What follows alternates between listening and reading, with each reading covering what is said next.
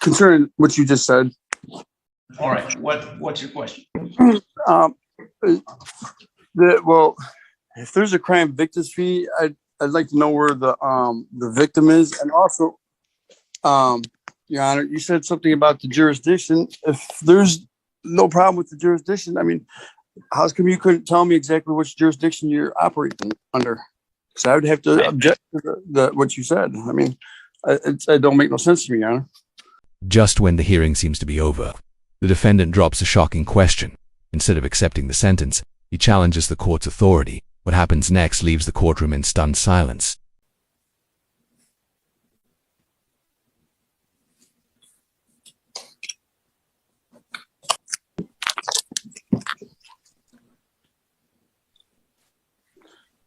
All right, we have Mr. Mattson back with his audio connected now. When we were previously on the record, Mr. Mattson dropped out of the Zoom session. That I'm not entirely sure exactly what time that happened. And so we discontinued the sentencing hearing at that time. Mr. Mattson, I believe, logged back in sometime around 9:35 when I was conducting another hearing, and that was when I noticed someone in the waiting room that was labeled Robert's iPhone, which is what Mr. Mattson's iPhone is labeled here this morning. I did bring that device into the Zoom session. When I noticed it, the camera was off, the audio was not connected. I did leave that there for a few minutes and then placed him back in the waiting room because the audio was not connected, and continued on with my other hearing. I will say that I believe he remained in the Zoom waiting room for 20 or 30 minutes. And then disappeared from the waiting room. So I do acknowledge it appears that Mr. Mattson tried to log back in to continue the sentencing hearing. We weren't able to make that happen, so I continued on with my other hearing, but we have everyone back with us now. Mr. Mattson, we are in a court proceeding right now, and so I'm going to ask you not to eat anything and to remove your hood, please. The judge immediately sets the tone here, a simple request, but it signals that the court expects full respect and compliance. This moment hints that tensions may rise as the hearing continues. Sorry.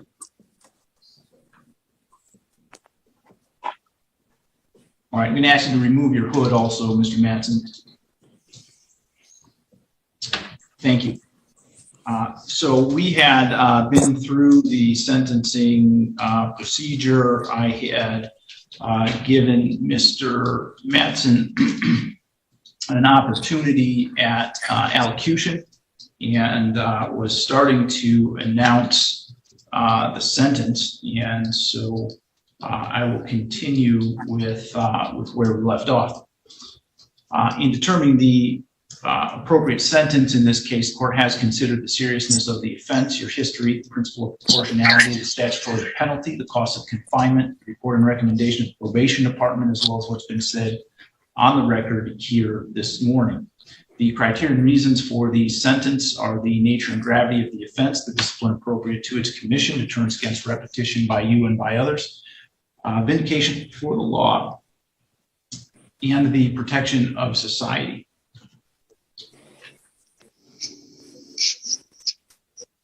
Mr. Mattson pled guilty to one count of controlled substance, attempted possession of cocaine, heroin, or another narcotic of less than 25 grams, pursuant to a plea agreement which dismissed one count of possession of cocaine, heroin, or another narcotic, dismissed one count of driving the license suspended, and one count of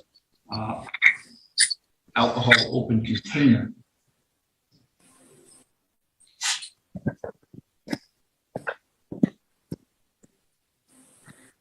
I believe, am I correct, Mr. Daly? There was was there a Killebrew agreement in this case to no upfront jail? I believe there was a Killebrew in this agreement, Your Honor.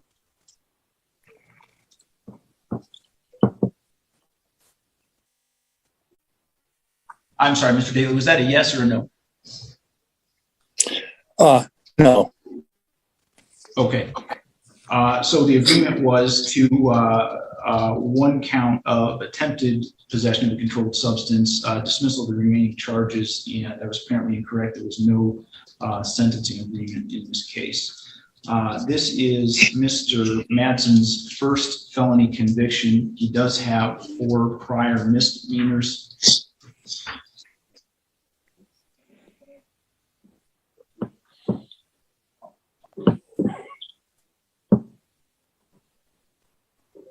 Those are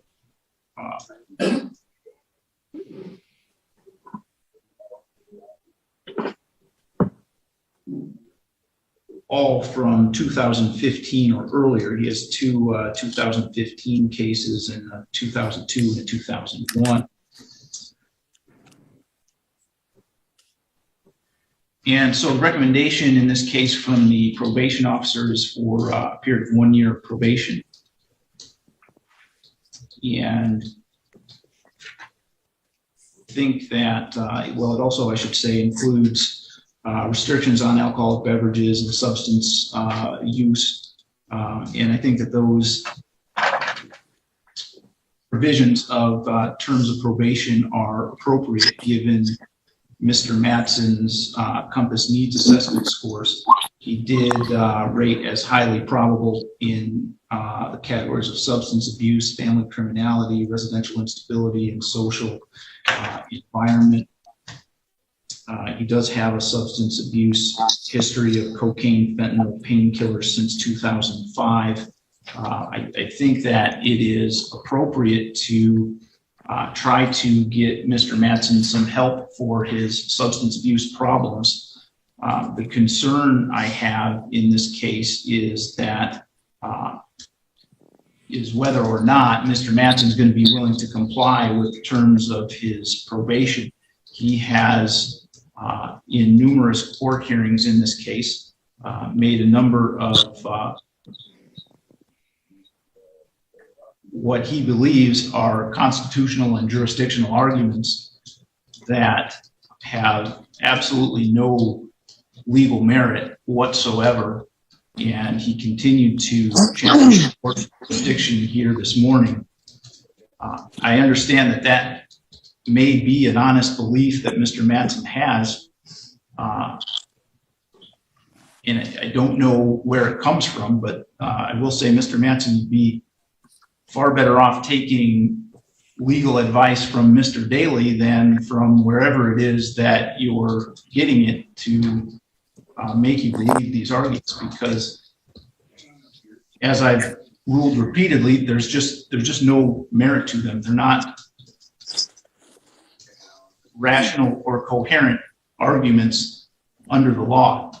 And the concern that that raises with me is that Mr. Madsen, if he does not believe this court has jurisdiction, why then would he follow the terms of his probation? And so if that's the question, then the question I have to ask myself is why would I put him on probation if there doesn't seem to be any indication that he would follow the terms of the probation? The other side of that coin is that I think a lot of this stems from Mr. Madsen's substance abuse issues, and the better way to get him help for his substance abuse issues is to put him on probation and get him into some kind of services to help him deal with that.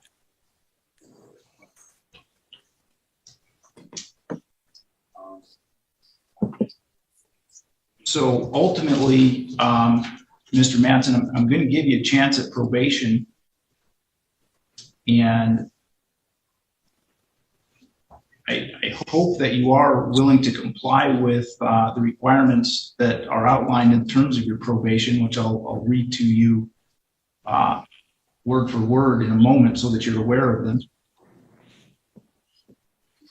If you choose not to comply for the reasons you've stated or any other reasons, you can rest assured you're going to find yourself in violation of the terms of your probation.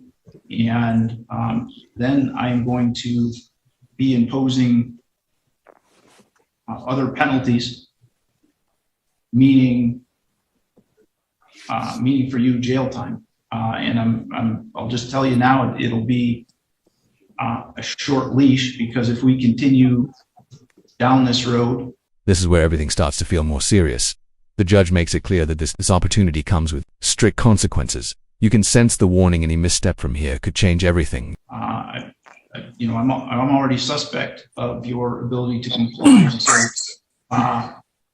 any violations are just going to confirm that for me, and you're going to find that I'm going to lose my willingness to give you a chance. So it will be the sentence of the court that you serve a period of probation for 1 year, that you serve 29 days in the Lenawee County Jail with credit for 29 days served. You must not use or possess alcoholic beverages or other intoxicants. You must not enter bars or other places where the primary purpose is to serve alcoholic beverages for drinking on site, unless the field agent has first given you written permission for your employment at a specific location. You must comply with the requirements of drug and alcohol testing as directed by the field agent. You must not attempt to submit any fraudulent or adulterated samples for testing. You must not hinder, obstruct, tamper, or otherwise interfere with the testing procedures.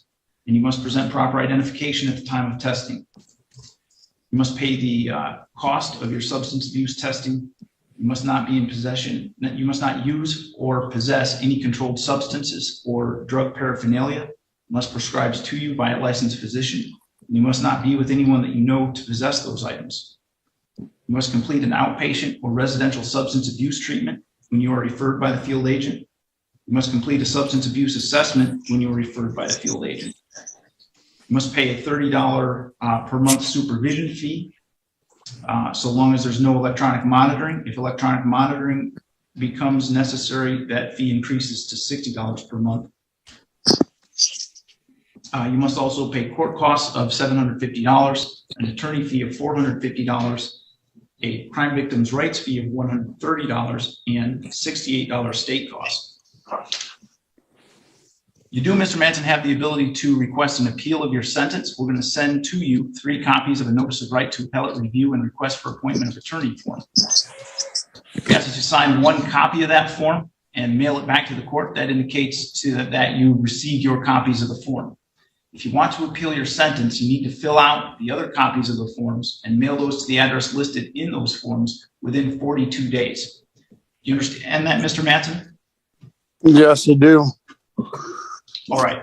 With that, then, we can conclude the hearing. Thank you all for your time and logging back in, and you can all go ahead and log out. Your Honor. Judge. Your Honor. I'm sorry. Yeah, Mr. Stevenson. So, Mr. Manson, Mr. Stevenson, I think needs to provide you with some information about when you should report and probably get some contact information from you. I'm going to stop the YouTube stream so that we can do that. Hey, Judge, I just had a couple questions, if I may, from you concerning what you just said. All right. What's your question?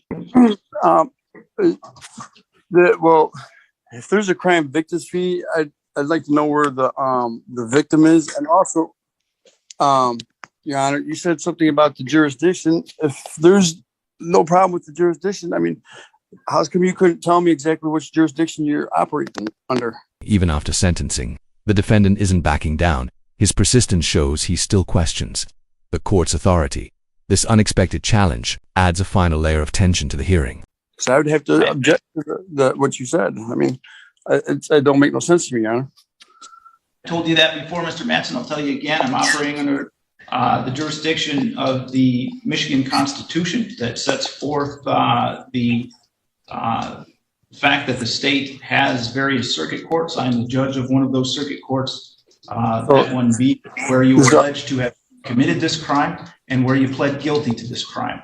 Your As far as the Article crime 4. victims' rights fee, that is assessed in every case where there is a guilty plea or verdict.